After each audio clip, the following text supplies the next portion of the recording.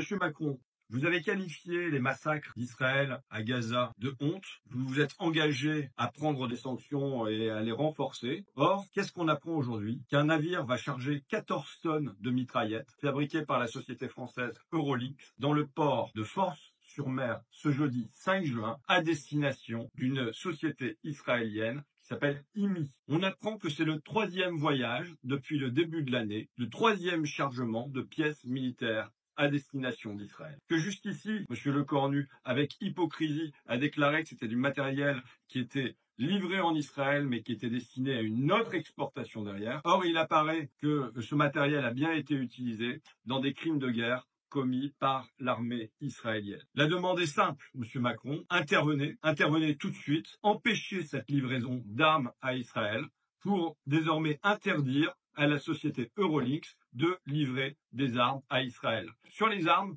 l'État français a une totale possibilité d'interdire immédiatement les exportations.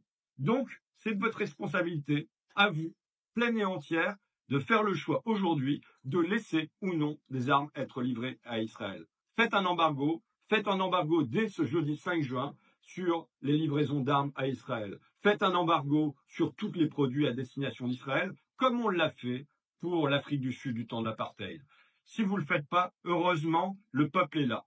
Le peuple des dockers, leur syndicat, qui a d'ores et déjà répondu en solidarité avec la Palestine que eux ne chargeraient pas ce matériel à bord du navire. Soyez à l'auteur de votre peuple, M. Macron, soyez à l'auteur des dockers de Marseille. Drones israéliens qui bombardent des enfants depuis 19 mois, qui ont fait 52 000 morts dans la bande de Gaza, ces drones-là, ils sont en partie financés directement par de l'argent européen. Moi, je ne comprends pas comment est-ce que c'est encore possible. Comment est-ce qu'on peut encore tolérer que l'Union européenne considère Israël comme un partenaire normal dans ses accords de recherche? Comment est-ce qu'on peut continuer de tolérer que nos universités aient des dizaines et des dizaines de partenariats avec Israël? Comment est-ce qu'on peut encore tolérer cette inaction? Pendant qu'on a mené la bataille sur tous les campus pour le boycott académique, on nous a toujours dit non, il ne faut pas se méfier de ces partenariats. C'est avec des chercheurs, c'est pour de la recherche civile, c'est tout beau, tout gentil. C'était faux, tout ça a été faux. Aujourd'hui, on voit que c'est le ministère de la Défense israélienne même qu'on est en train de subventionner avec ces fonds-là. Ce sont les gens qui veulent raser la bande de Gaza et la vider de tous ses habitants. Je vous le dis aujourd'hui parce que c'est pas non plus une fatalité. Dans l'article, vous pouvez aussi voir qu'une université comme la VUB a décidé de rompre ses liens académiques avec les différentes universités israéliennes. Donc c'est pas impossible de briser ces accords, il faut juste de la volonté, il faut juste le faire.